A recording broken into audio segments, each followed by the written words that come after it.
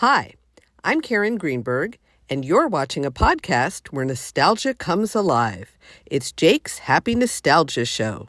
Roll it.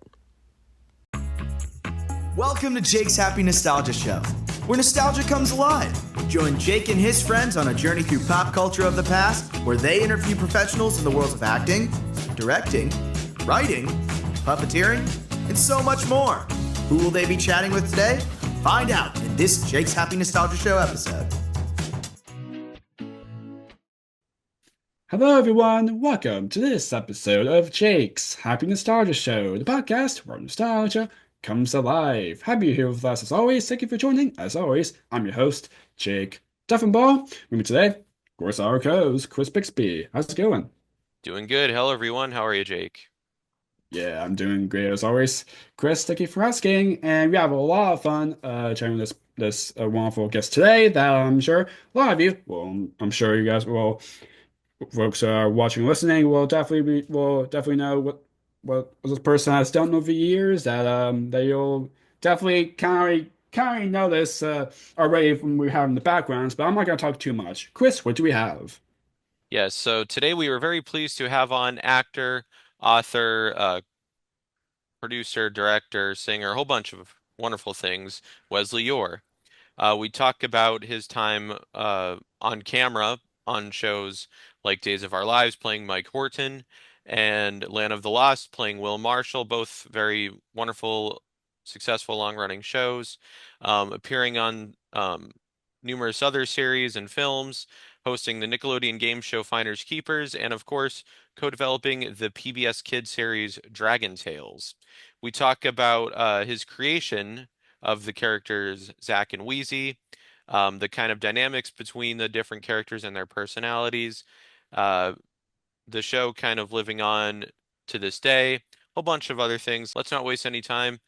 Without further ado, enjoy our chat with Wesley. Yeah, see you then.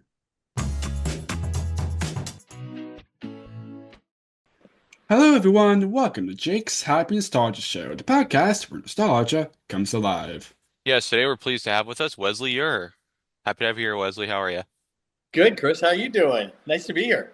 Yes, delighted to have you. Likewise. Yes. So I like looking at all the stuff in your collection behind you. Oh, look. Is that Dragon Tales behind you? It is, yes. My plush I love and the DVD. So yes. So, oh my gosh, I love that, guys. This is great.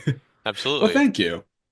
Yes. It is amazing what you can garner from looking at somebody's room. Do you know what I mean? Yeah. How they have it set up, the things they collect. It's kind of cool. Absolutely. Yeah, of course. Yeah, so to start this off, so could you tell our audience a little bit about yourself and what you do? I'm a serial killer, and oh wait, that was another life. No, I played Will Marshall on Land of the Lost, the sci-fi classic, and Days of Our Lives for 10 years, and also one of the co-creators and developers of PBS's Dragon Tales, and hosted game shows for Nickelodeon, Finders Keepers, and all sorts of silliness. Lots of movies and concerts. Wonderful. Wonderful. Yeah, of course. Indeed. So, what was your, childhood like, before getting into acting professionally? And, was, both, acting and performing was something that you always wanted to do? Yeah, when I was 5 years old in Hattiesburg, Mississippi, I played an oak tree in a school play, and I was hooked. I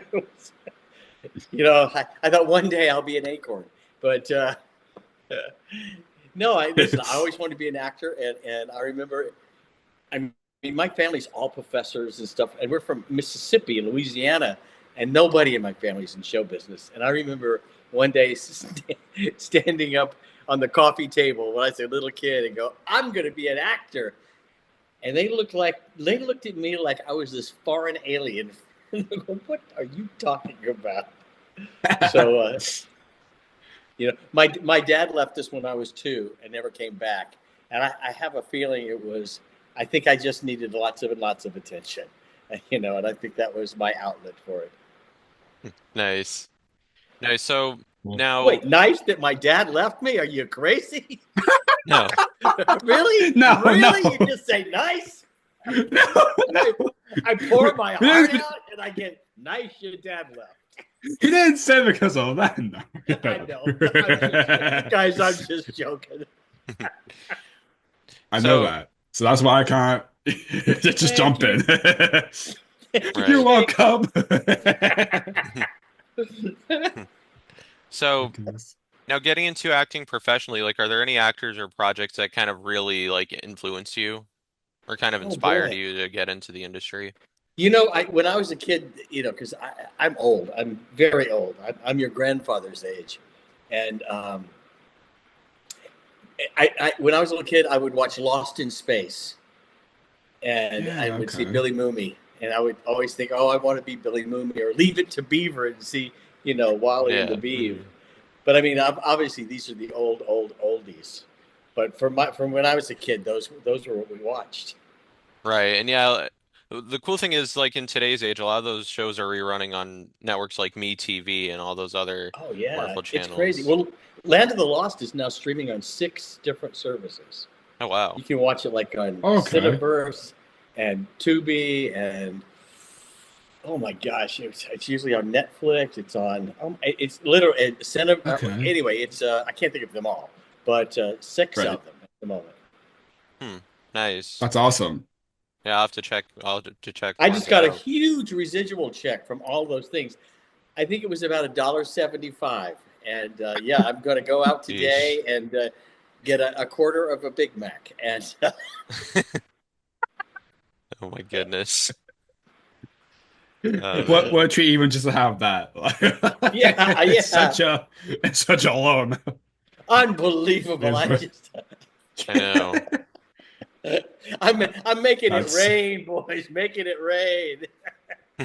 Of course, how do you make it rain with pennies? I guess it doesn't. I guess you have to do this. Exactly. Right. yeah. Yeah. So Chris, you're so serious.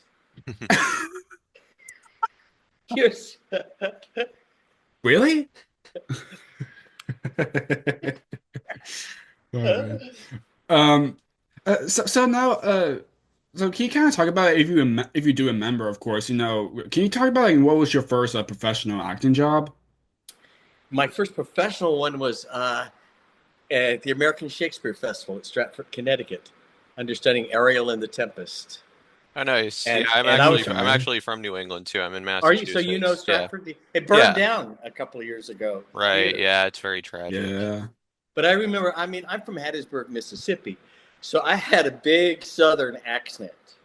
Oh, So I had okay. gone to New York. I was like 18. I wanted to be an actor, Hmm. and I was, you know, sleeping on people's couches and working temp jobs. And I auditioned for this thing called Shakespeare.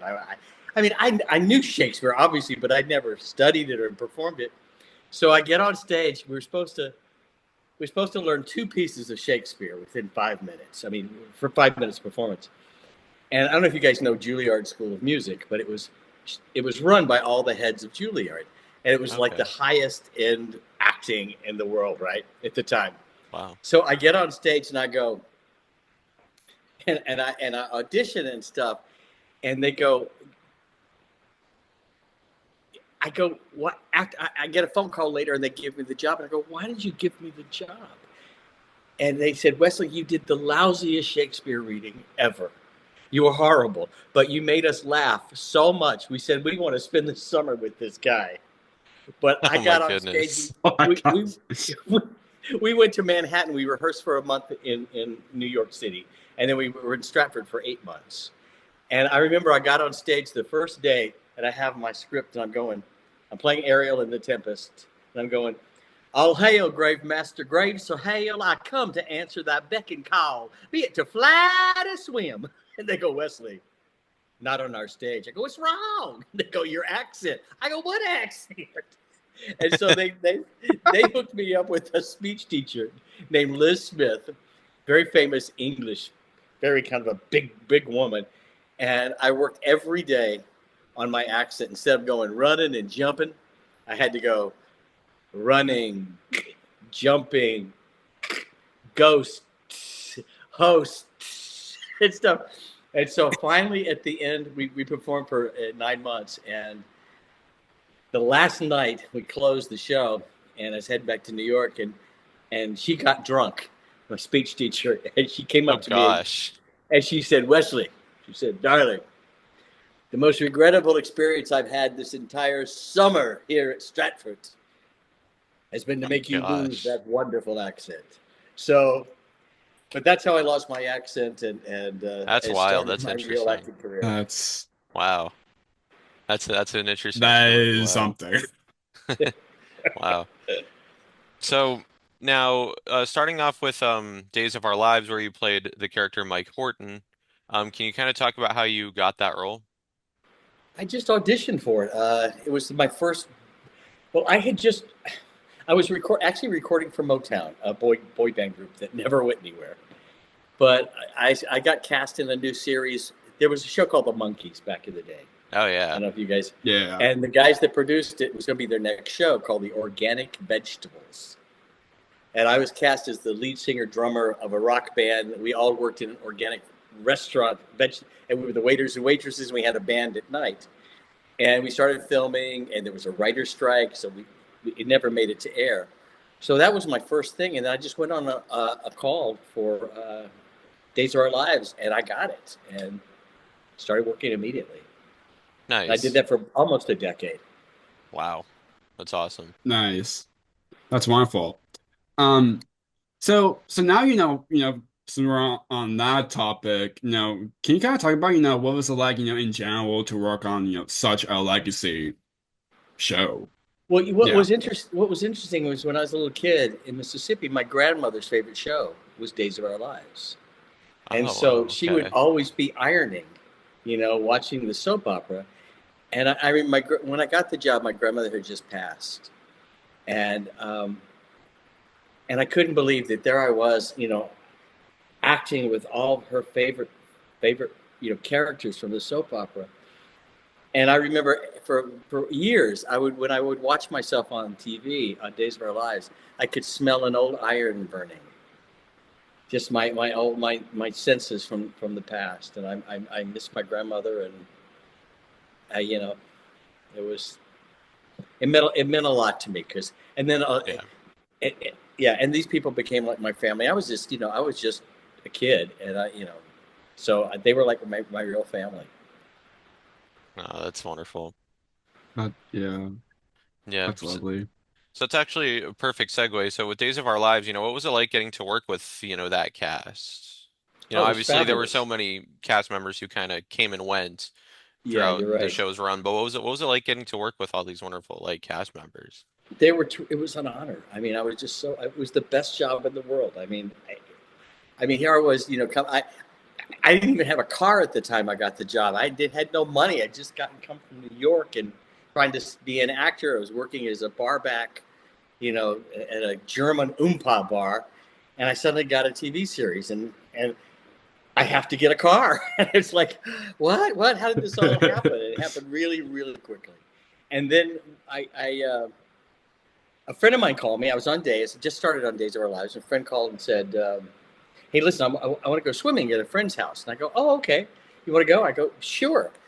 And it was Sid Kroffts' house from Sid and Marty Krofft, who produced Oh, the so the yeah, Buckaloos and Sigmund the Sea Monster and Puff and stuff, Yeah. yeah. Lidsville, and so I go to Sid's house, and I didn't really know who he was, but I thought it was gonna be like a big pool party. It was just like five of us at Sid's house, and he kept talking to me all day, and at the end of about we time to leave, he said, "Look, here's a card of a casting director. I want you to call her on Monday. I want you on my new show."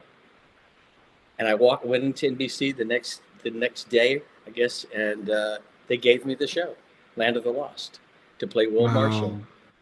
Oh, that's And awesome.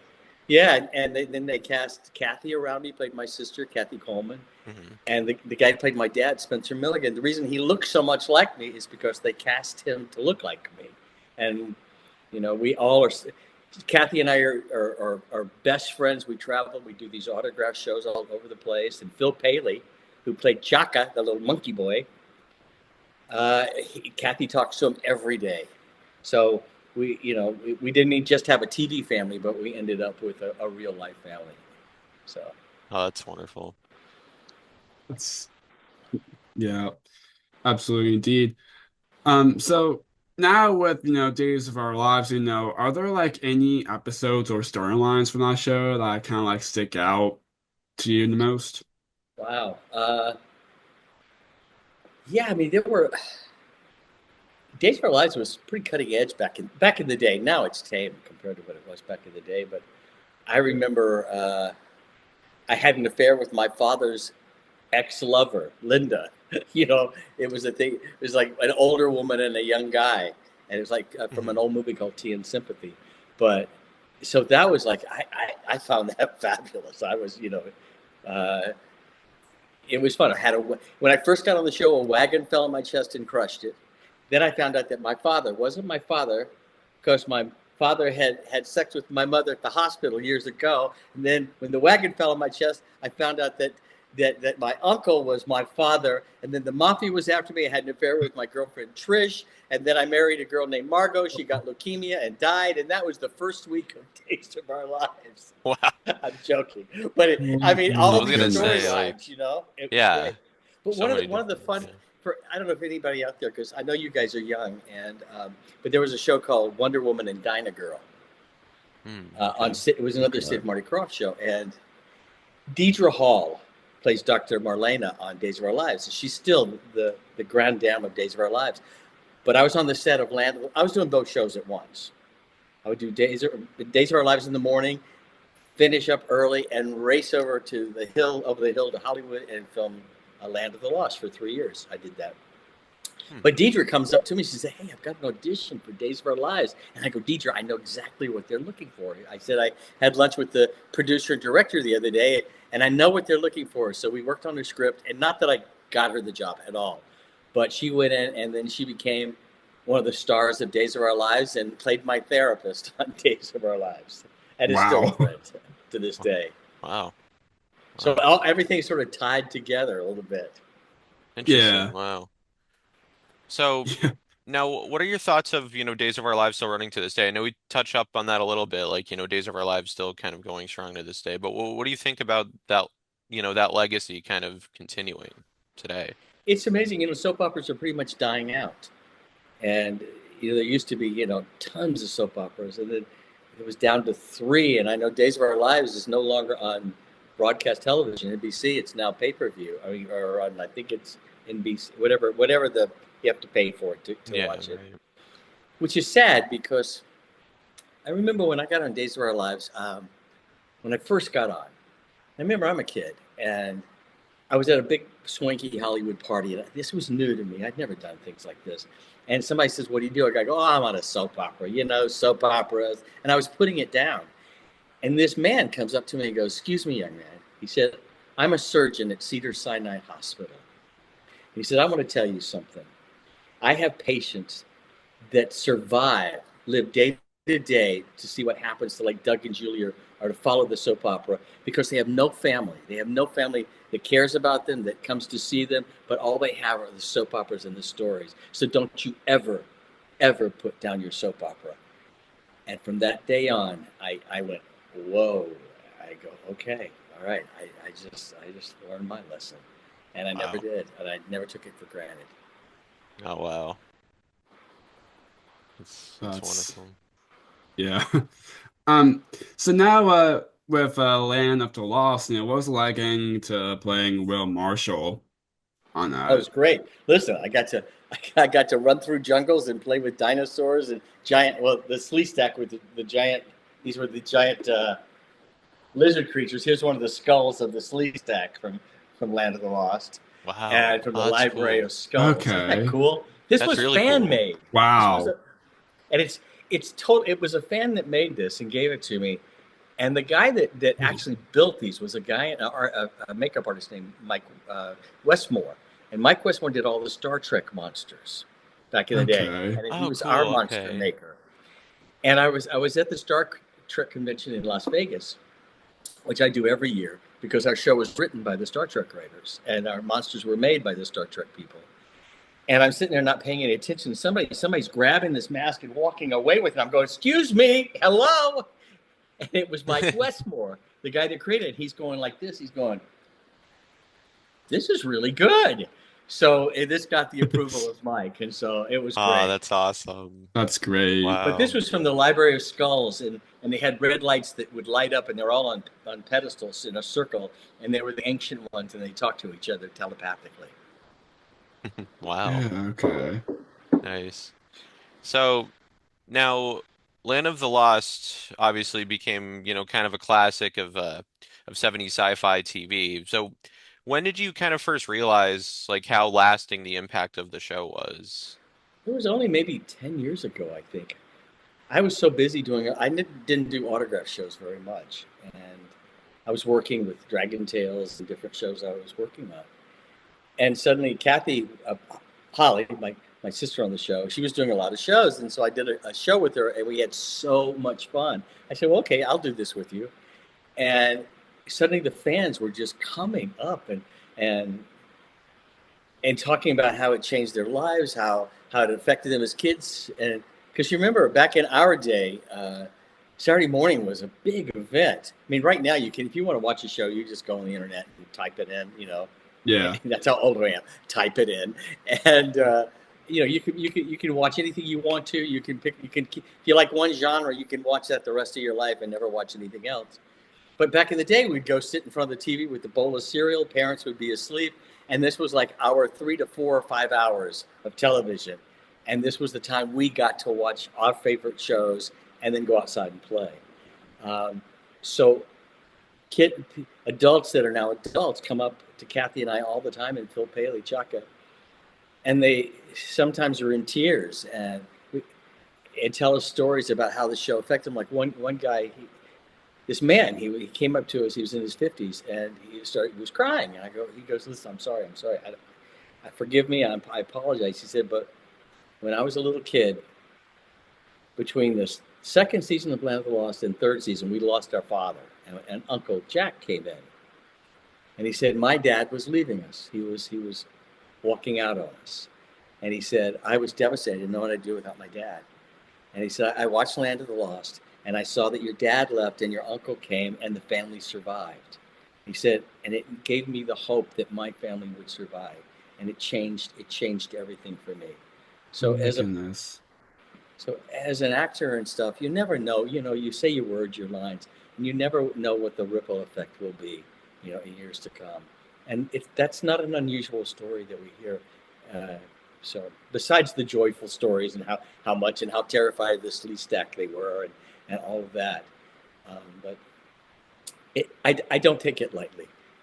It's an honor, and we are thrilled. And I do shows with Marty Krofft. Sid was the creator, and he says to me, he's 90. I think Sid is 95 or 96 now, and we're doing a show Yeah. again with him in Pasadena coming up. And he said, "Can you believe 50 years later they still remember us?" And boy, they line up for Sid. And Sid has a T-shirt that he wears sometimes. It goes, "Sid Kroft made me cry," because so many people come up to Sid's table and they're crying because they said, "You were my childhood, Goodness. Puff and Stuff, and Sigmund, and all these shows, Land of the Lost." And it is an amazing experience, and it's an honor to watch that happen with Sid. Oh, that's awesome. That's wonderful. That's that's wow. You That never that know, that's guys, that's so, and that's so and lovely. but that's true for all of us. I don't care what profession you're in. That teacher that said the right words to you that still lingers in your mind and changed the course of your life, Oh yeah. encouraged you Yeah. in some Yeah. way that somebody else didn't. You were bullied, and that person supported you, and those words changed everything. You don't know the ripple effect, in corporate America, anything where you do something that alters somebody's life, good or bad, but it can alter somebody's life. And you have no idea that just happened. Right. Yeah. Exactly. Yeah. Words are powerful. Yep. Yeah. Exactly indeed. So, of course, I'm sure there are a lot of, funny moments from that show itself. So can you kind of talk about, any like stories that you can any funny moments that you can share from filming Oh my God, there was a that? lagoon scene, and we all had to take our shirts off and dive into this lagoon, and it was an underwater cave, and we ended up in the caves of the Sleestack. So we were filming it, and Spencer Milligan, who had a great sense of humor, played our dad, and we just lost him this year. But Spencer, Oh, sorry to hear that. he went into the makeup room, and he that they painted a slot machine, an old fashioned slot machine, on his chest with paint, and it was like with the old slot machine with the handles and stuff, Yeah. and three lemons that would come up, like if you when you're playing a slot machine to win the jackpot and stuff like Yeah. that. Right. So he put his shirt on, Right. and we're coming to the scene, and Dad, we got to go dive into the lagoon and all this stuff. And Spencer unbuttons his shirt and takes it off. Well, and there's the slot machine, and the camera people are laughing hysterically. But unbeknownst to us, Marty Kroft was in the booth. He wasn't there all the time. Was with the director, with some of the executives from NBC. Oh boy. He came running out. Whoa. How dare you? How dare you? Do you know how much money this cost? I mean, it was. Oh my God. It was Oh my goodness. we were yelled at, Kathy and Spencer and I. Of course, I mean it's funny now, and Yeah. To look back and on. but Yeah. because the Saturday Yeah, morning of at the time, course. Land of the Lost, was every show for the Sid Marty Krofft. There was a tiny budget. It was Saturday morning, and I think the reason Land of the Lost has such a huge following to this day, it's the scripts, the sci-fi writers. DC Fontana and Larry Niven and Spinrad and David Gerald was our head writer. If you're a Star Trek person, do you guys like Star Trek I'm at not. all? I'm a little familiar with Star Trek. Yeah. Yeah, but if any Star Trek fans out there, the Tribbles, Trouble with Tribbles, the little creatures that multiplied, that was David's creation. So we had all of these Okay. amazing sci-fi writers who were at the beginning of their careers, and then ended up having these long, long careers writing books and famous movies and stuff like that. Oh wow. So now with Land of the Lost, I know you kind of talked about the lagoon episode, but with that show, are there any favorite episodes or scenes that still like stand out to you from that show? Yeah, um, there's two of them. One is, I think it's called The Musician, and it's Phil Paley. Now, Phil Paley was 10 years old. No, was he 10? Yes, or was he? Yeah, he was 10 years old. He was the youngest black belt in karate. Chuck Norris was his teacher, and he was a tiny little thing, and he'd become very famous because he was on all the talk shows at the time, Johnny Carson show, The Tonight Show, and everything, as the youngest black belt in karate. He's probably like 4 feet tall at the time. Um, but he had to speak the language, the Pakuni language, which was one of the first times in sci-fi that they created a whole language with a dictionary and linguist and all sorts of things. That the Pakuni language was very specific. And here's this little kid having to Oganza Bisasa, Wira Ari, Sarisa Taka, all these things. And in a musician, it's mostly Phil Paley, Chaka talking. And it's this little kid making this work, I thought was extraordinary. And then my one I just saw recently was, as like I said before, the opening of the third season, we lost our dad. It was the first episode. We discovered our dad was gone, and Kathy, Holly, she has a scene where she's crying because we've lost our father. Hmm. She was so good. If you go watch that first episode, her performance. I mean, I was watching it the other day, and I just started crying, and you forget sometimes how amazing, Kathy and Phil and all the other child actors were at the time. But boy, this was Saturday morning, and in fact, there was one day that we were doing a scene. I think it was something we saw, a mother in the mist. It turns out to be a Sleestack pretending to be our mother who passed on. And we performed it, and the director comes running out and goes, "Wesley, Kathy," he said, "that was great, but it's too real. This is Saturday morning. You'll scare everybody," because we were crying and yelling and stuff like that. But her performance was extraordinary. Oh wow, that's awesome. Yeah, absolutely. So, and uh, I mean, I'm sure that like like kind of in the way it's the same with Fine Moments, of course. Now, So, I'm sure you have like so many, I know you kind of touch base a tiny bit, but just want to ask more about this. Do you have any favorite memories from your time working on Lamb the Lost? Because I'm sure Oh my there God, are it lots was of the them. best. It was the best time ever. Come on, I mean, I got to play in a jungle with monsters and a lagoon and a green screen. Yeah. Well, it was blue screen back then. Now it's green screen. But the biggest blue screen. It was the whole floor of a sound stage was painted blue. Half the sound stage with the walls, the ceiling. It was the largest ever, in Hollywood, and it was an extraordinary time. Plus, I was running back and forth doing Days of Our Lives. So in the morning with Days of Our Lives, I'm crying that my girlfriend's left me, and I'm having all these problems with the mafia and all that stuff. And in the afternoon, I'm going, "Run, Holly, run! There's a dinosaur!" And so Oh man. So now, what was it like getting to work with, legends like Sid and Marty Krofft on that show? I know you talked about them a bit, but of course, almost 2 years ago now we lost Marty. yeah. So yeah, so what was it like getting to work with them? Not even just from like working with them as like the creators of the show, but just as people. Well, like I said before, I got the job because I went to Sid's school, and we have remained friends all these years later. We lost Marty, and that was a duo that was extraordinary.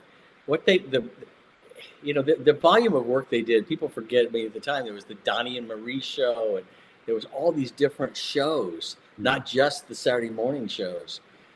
They were prolific, and I've told them, used to tell them many times, that I still tell Sid, I said, just to be part of your legacy is a huge honor. We as Coachella was this last weekend here. I live in Palm Springs. Yeah, That was a huge event. A Yes. big event.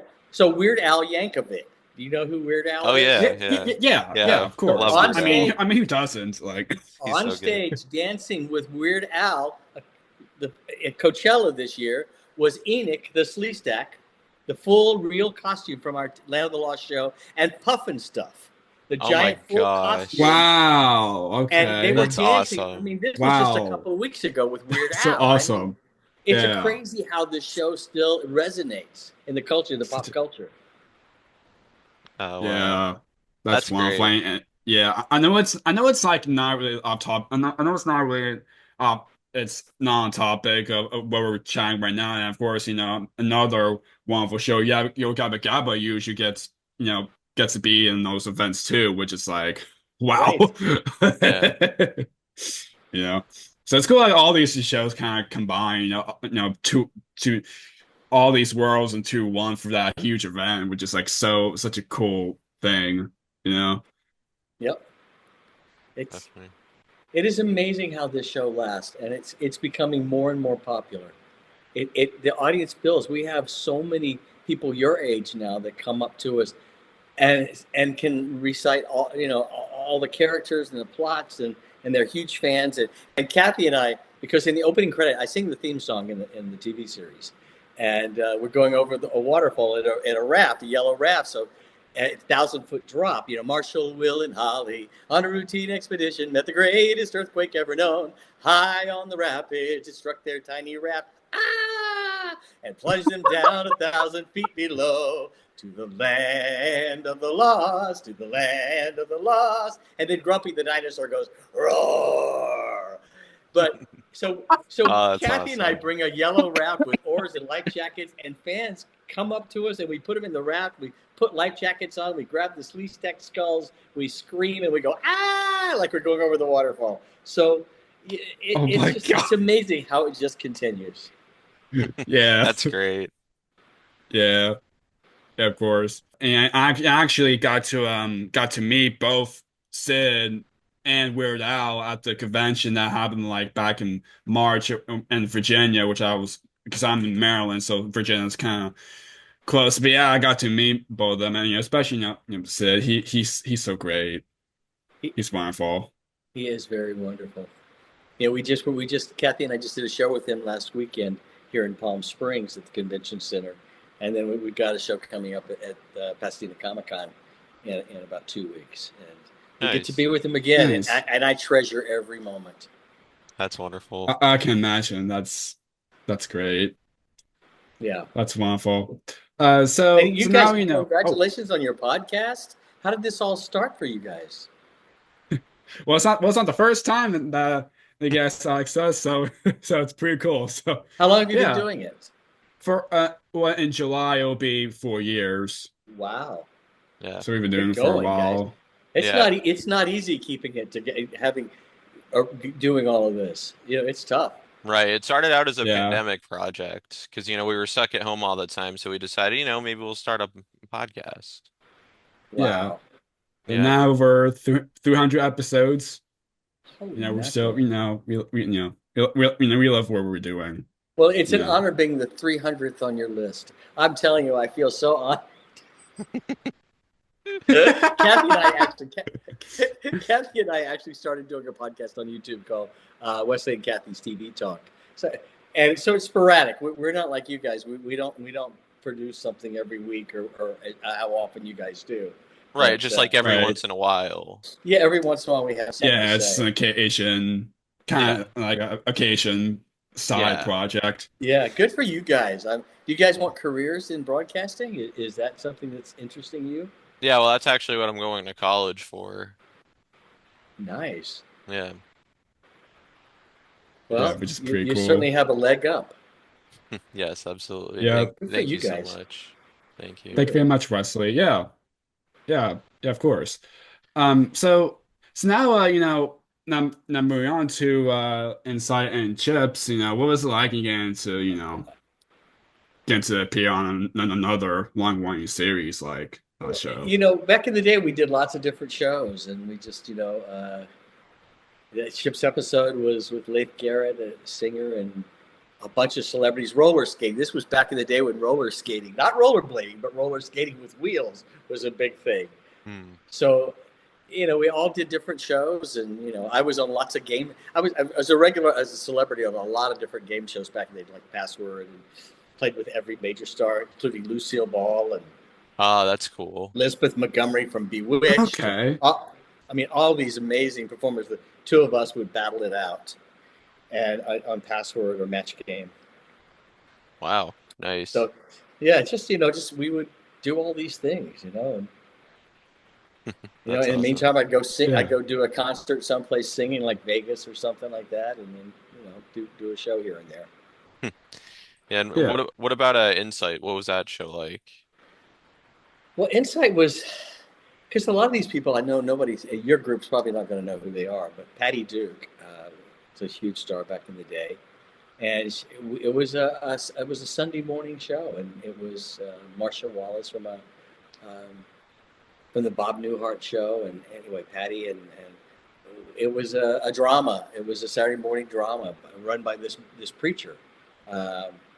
Father, what was I can't remember his last name.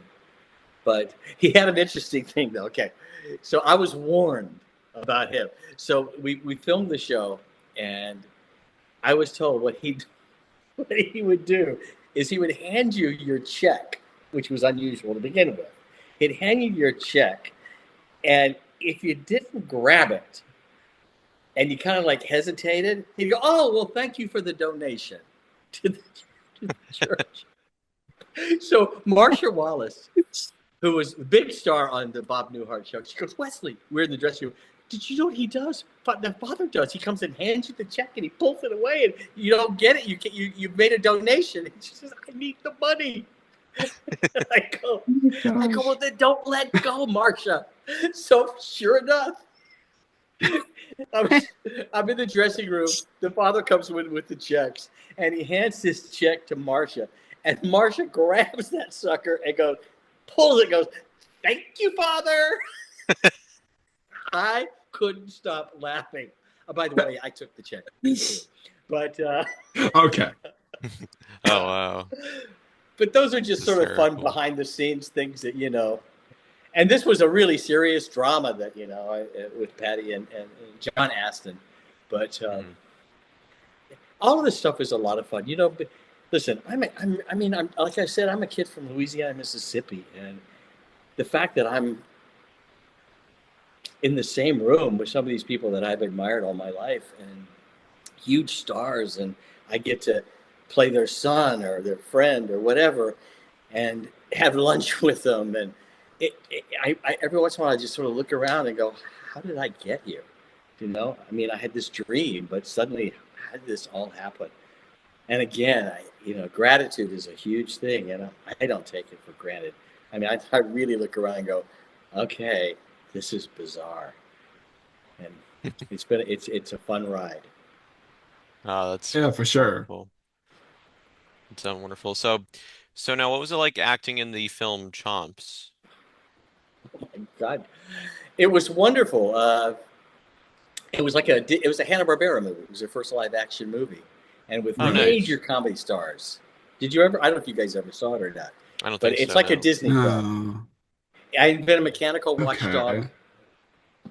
That it's a home security system. CHOMPS, Canine Home Protection System, is what it stood for, and it was all major comedy stars at the time. The cast was incredible, and my girlfriend was Valerie Bertinelli, who at the time was one of the top gorgeous actresses from a show called One Day at a Time, and so it was this amazing movie, and it was a big popular hit. It still plays all the time. It's a huge hit still in Australia, I'm told, but it's like a Disney film, Okay, and it I'll have was to check it wonderful. I out. mean, Okay. yeah, Nice.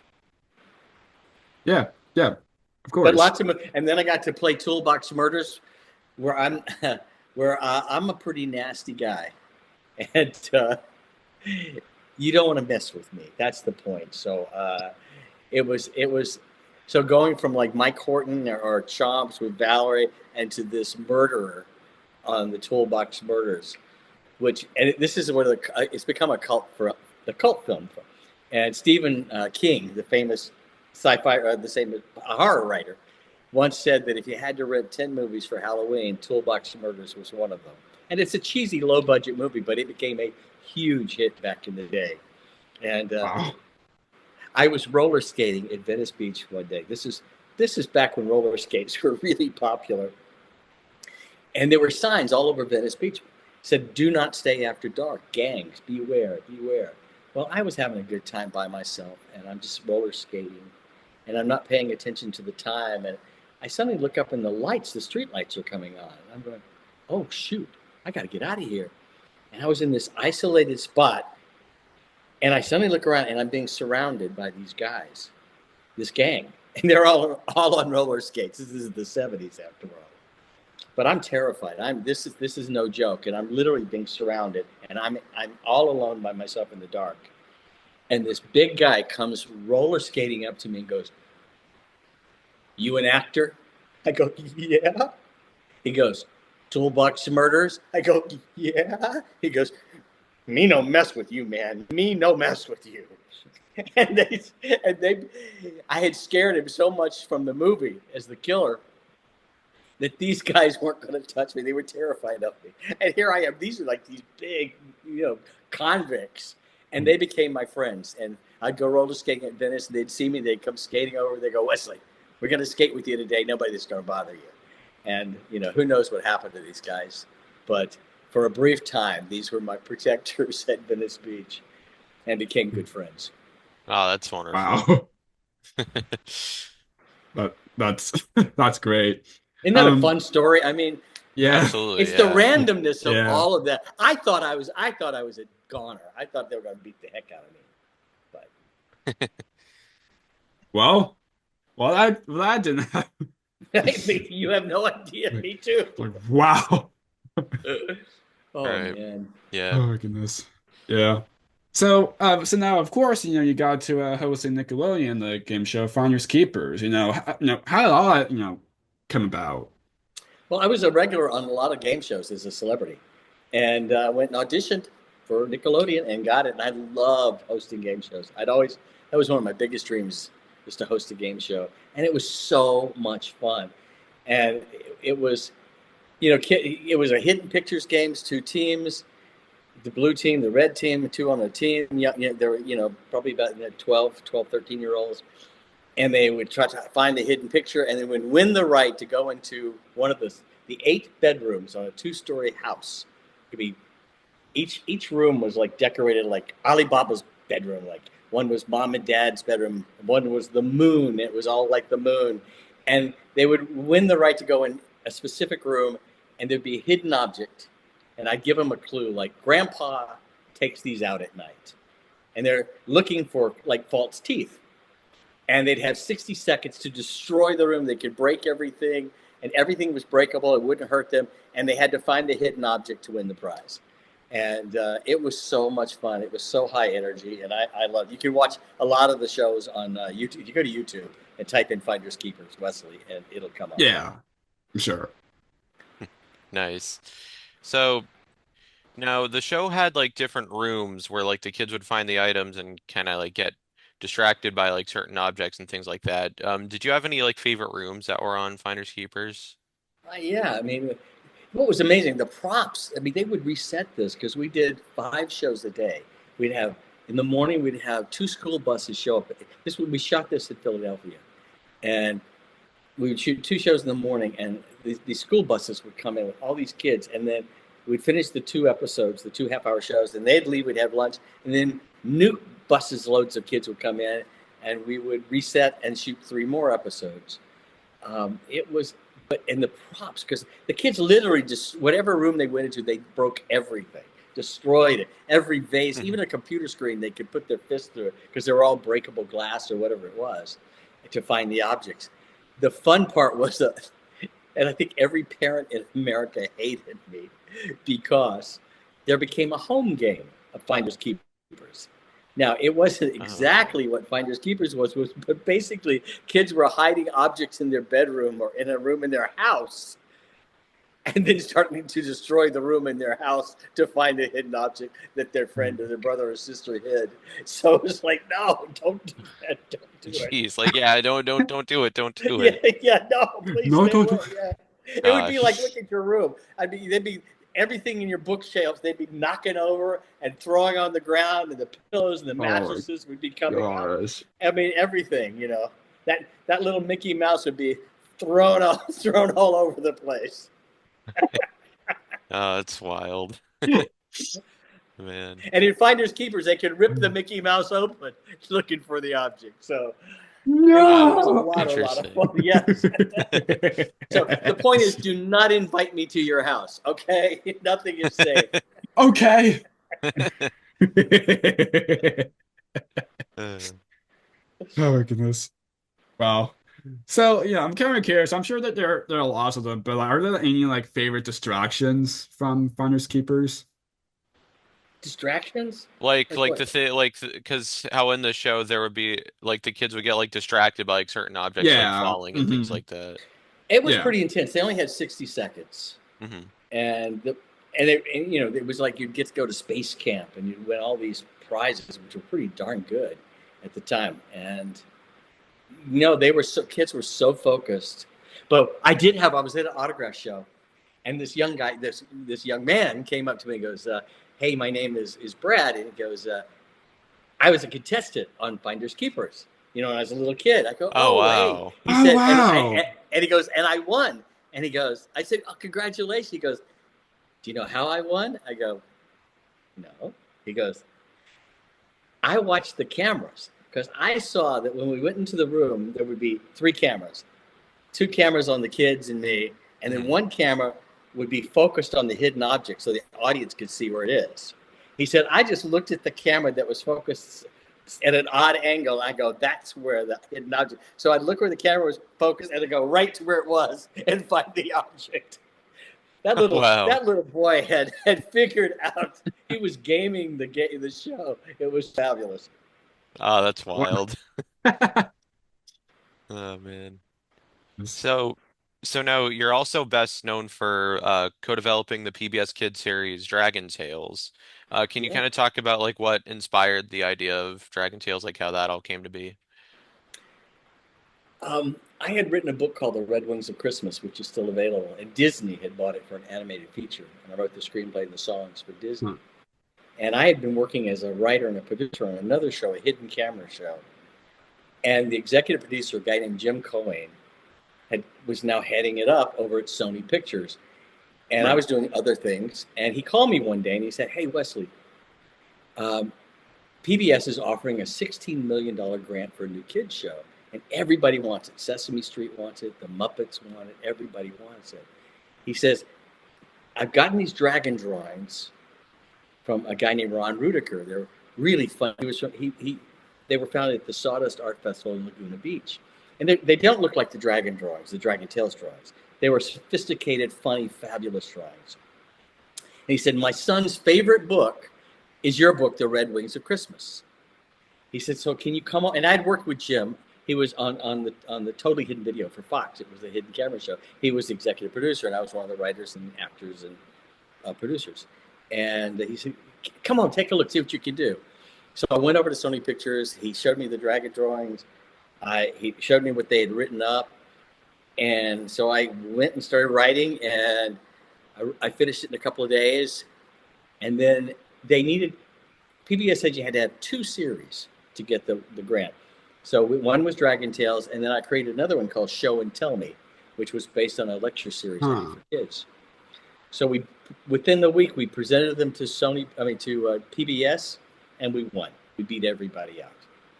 Wow. And it began this amazing journey with all the little characters, with Oh, wow, that's cool. Zach and Wheezy, the 2-headed dragon, and Ord and Cassie and all. Oh, the one for Ty Olson, yeah, he's awesome. Yeah, we got to chat with him previously. Yeah, he's great. Yeah, so I this little character I created, and it just became this phenomenon for 10 years on PBS. Oh yeah, long time, yeah. And I see behind you. Let me see your dragon. Look at that. Yeah, there's a word. It's right. Yeah. Were you a fan of the show at all? Yeah, both of us. Yeah, I did. Yeah, Dragon Tales was one of our favorite shows growing up. So Dragon Tales, how the show was, it's such a great show. So beautifully written. The songs are amazing. So great. The personalities of the characters are too. Amazing. Yeah, music, and production music too. For the various songs between. Yeah. It was so cool. Yeah, Dragon Tales. It's almost time for Dragon Tales. Come along, take my hand. Yeah. Go to Dragon Land. Yeah. And then it was I wish with all my heart to fly with dragons in a land of heart. Yeah. For you. Yes, absolutely. And the show's now on Amazon Prime. Yeah. Is it now? Yep. Hot dog. I did not know that. So thank you for that. Well, you're very welcome. Welcome, yes. I'm happy. Yeah. No, but yeah, seriously, though, wonderful show. Absolutely. You know what these conventions are amazing places. They're very safe spaces. We do these autograph shows like the Comic-Cons around the country and the a lot of the different shows. But it's one of those safest places. Families will drop their kids off and let their kids just run wild because they know they're not going to hurt themselves, and everybody looks out for everybody, and it's really a safe space. And if you've never been to a convention before, it is an experience. And do you guys go to the conventions at all, or I do, yeah. Like I said, unfortunately, I did. Like I already said, got to meet both Sid and Weird Al from the convention over at Richmond just earlier in the year. So see, I did have some convention experience already. I mean, I never had any bad experience really from the people. Even at times where I have to help where that area is, especially when I went there for the first time. People were they're just so helpful, and not then you're not gonna say bad anything. It's just everyone was just so. Well, it's to show you what a safe space these places can be, especially with Dragon Tales. I get a lot of young people coming up that have watched it, and a lot of kids that have been on the spectrum and can sing every song from Dragon Tales. And I have several friends that have become personal friends of mine. But one time there were 2 young ladies, and they were very on the spectrum. One girl was verbal, and she had never spoken. They both had handlers. They'd never met each other. They came to my table, and I started singing, Emmy wished on a dragon scale. That's what started dragon. We started singing, and the girl that had never spoken started singing the Oh my song. gosh. Oh my She started. goodness. She started singing the song, and her handler, this woman that was her caretaker, started to cry, and she sang with me, and I was going Dragon Tales, and she's going Dragon Tales, and she's singing. And when it was all over, we hugged. I gave her autographs, and we did pictures and stuff. And the handlers, in tears, said, "She's never spoken before." Oh my And this god. is a young girl, Oh my probably God. 10 or 12. And again, how do you, like we were saying earlier about, we never know what something you put out in the universe will, the ripple effect, words or whatever, how it will affect people. Because anyway, those are moments that at the conventions that there's just no words for it. There's just no words for it. Absolutely. Wow. That's some, dragon magic right there, Yeah. Yeah, definitely. Wow. I was about to, wow. That was, It's it is I it, love that. For having people getting to having that, just speak for the first time because of that show is like, that's, that's a gift right there. it's pretty amazing. I've got another guy that I've known now for many years. I met him at the Star Trek convention. Uh, he has a lot of challenges, and his mom brings him. And I call him now when he goes to the hospital, and his mom will call me, and I'll call him. We'll sing the theme song to Dragon Tales while he's in the hospital or whatever like that. Oh my And gosh. it is amazing how music and the media can affect us all. Because, I mean, I know in my life I've been affected immensely by different things I've watched in movies and TVs or heard music or whatever. And for it to resonate so strongly with someone, no, that's the greatest gift I think in creating media. Like you guys are creating media here. You don't know where these stories will go, or who will watch it, or who it'll be, what effect it'll have on anybody, and what trajectory your careers will have in the future because of what you're doing at this moment. And it's it is truly an honor and a gift, and it's wonderful to watch how people respond to what you do. To that, Definitely. yeah, especially, I never heard anything like bad complaints on that show. Like that show was just so, you know, it's just wonderful. Thank you. I appreciate that. Absolutely. Yeah. Yeah, of course. So, of course, on the show, of course, Emmy and Max, being such, relatable, siblings and, that, can you kind of talk about, them in a way and the importance of the show for for the show have an opportunity for having the kids, to the kids who watching the show who can relate it, can like, handling, real emotional experiences. Well, like you said, Emmy Max are the human creatures that go wish Yeah. on the dragon scale to go into Dragonland.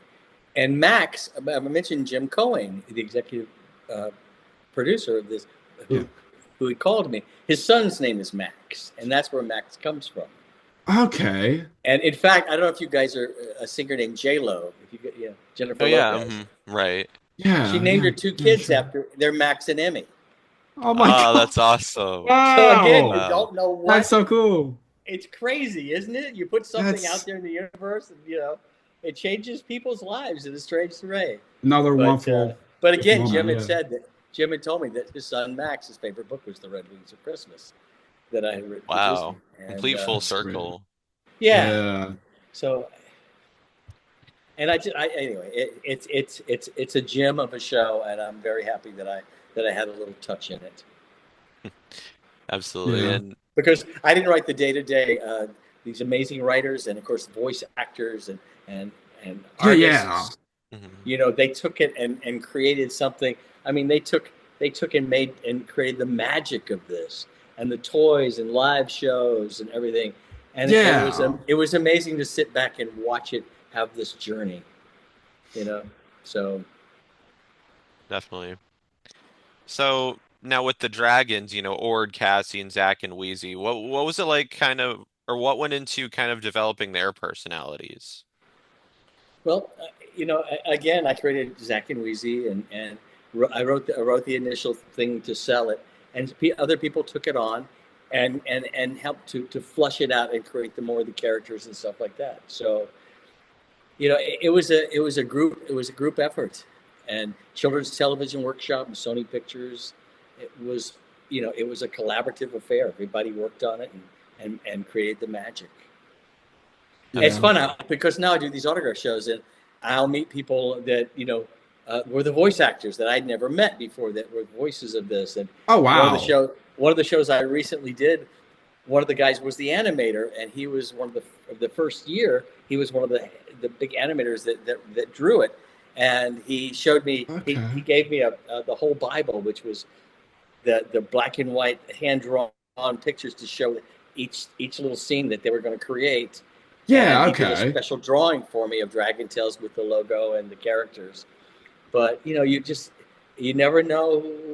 You know, you create something, and it provides employment and creativity for a lot of people, because it takes hundreds of people to put on movies and TV shows, and it just you create something in the quiet of your house, and it just blossoms and affects the lives of so many people, and not just the audience, but the people that work on it.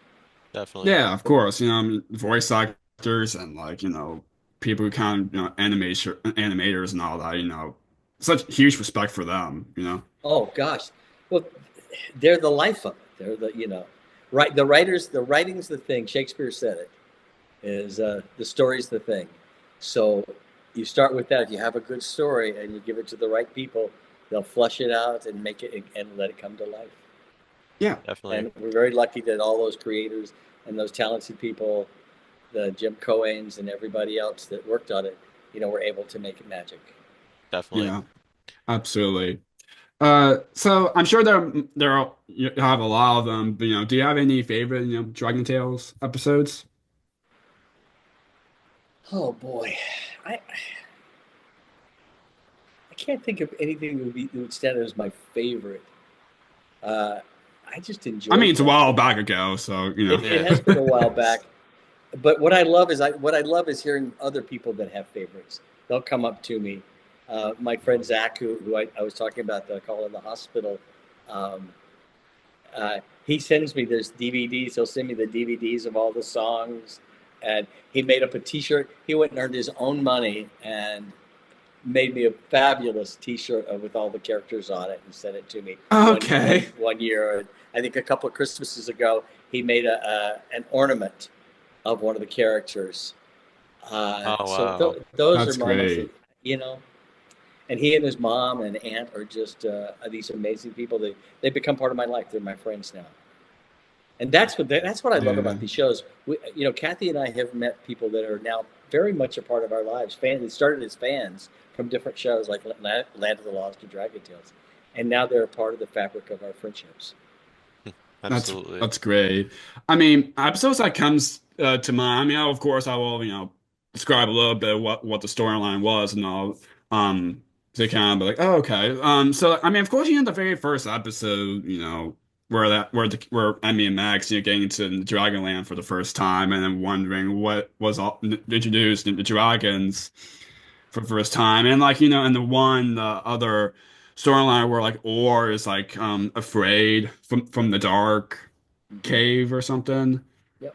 And then like one like the bean like a beanstalk, kind of like a storyline, and like pigment of your imagination.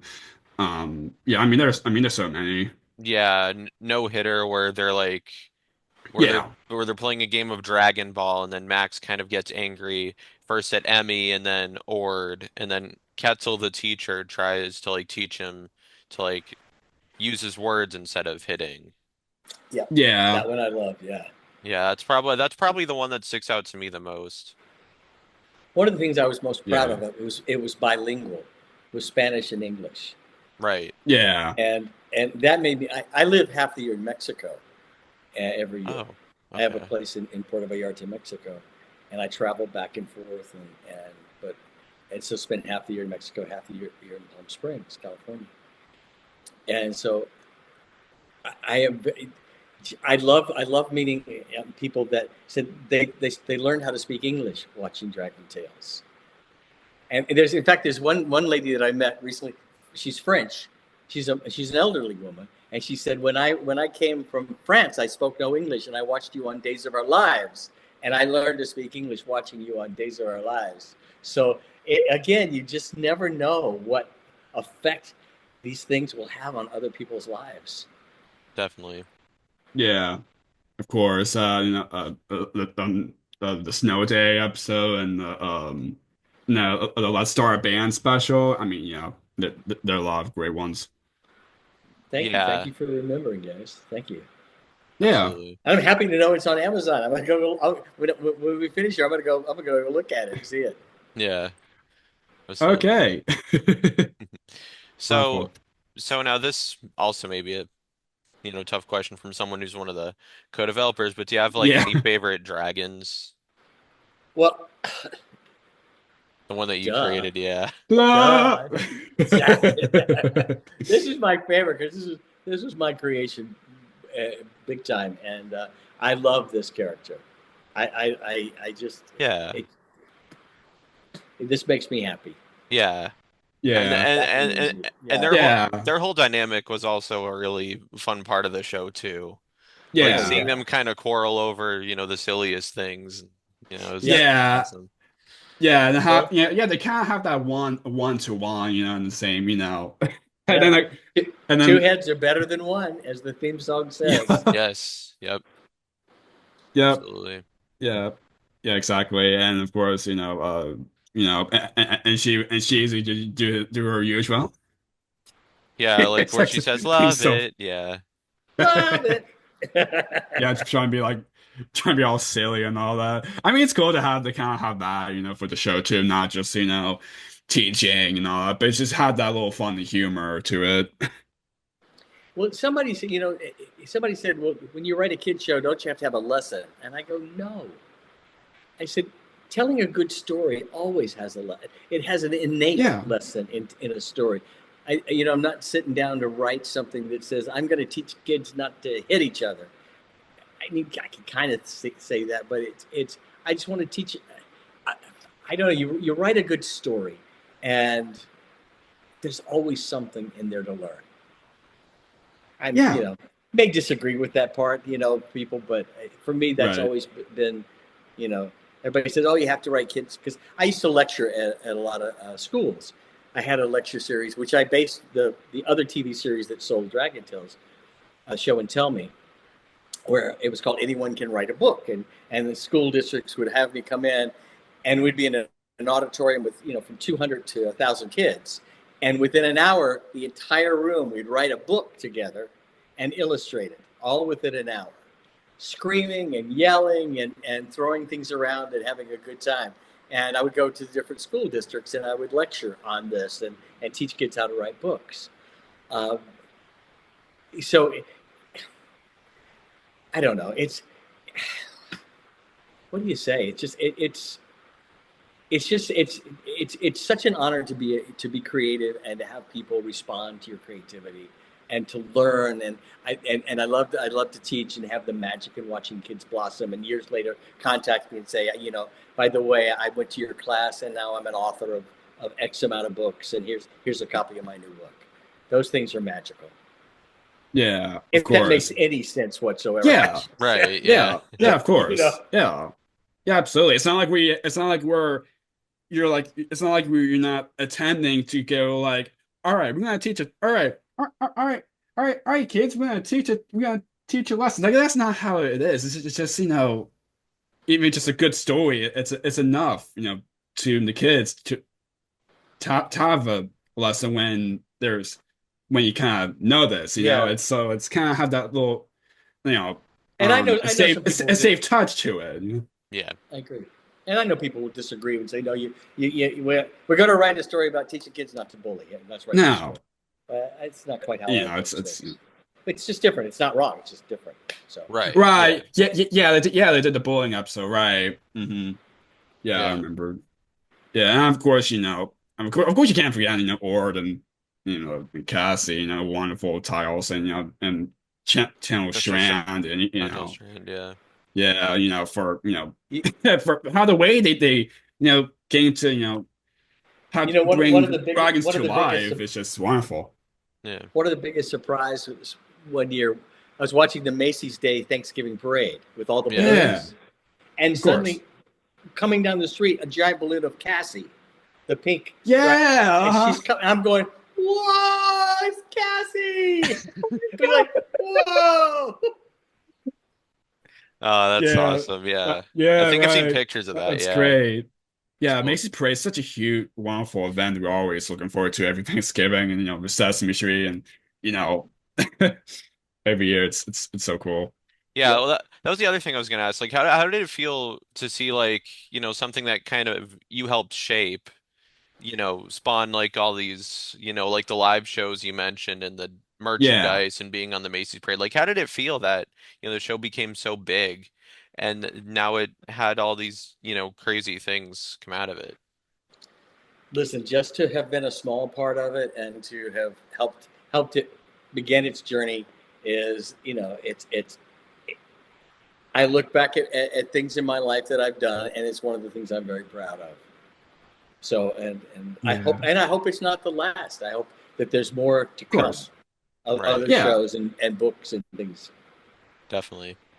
yeah, yeah, of course. So how did you as a co-developer, standpoint, how does it feel in the way you know, as you kind of, you kind of touch base a little bit with our story, then one, when girl, you got to sing Dragon Tales and got to, kind of speak for the first time and all that, how does it feel, to watch kids, connect with the show's messages about courage, kindness, and, teamwork that the show just lay on to, such a wonderful thing to watch itself.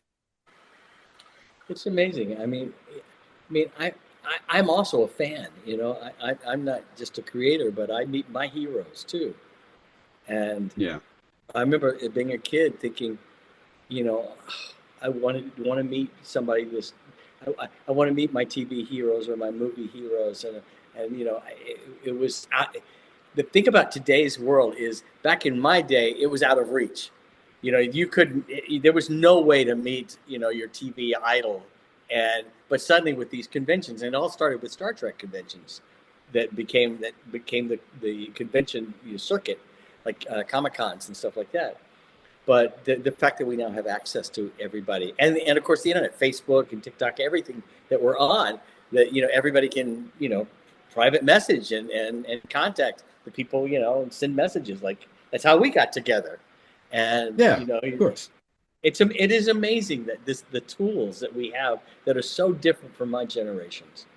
I'm so Yeah. old. Yeah, I mean, to those who say, don't meet your heroes, do meet your heroes. Do that. Oh You yeah. know, Right. you know, I agree.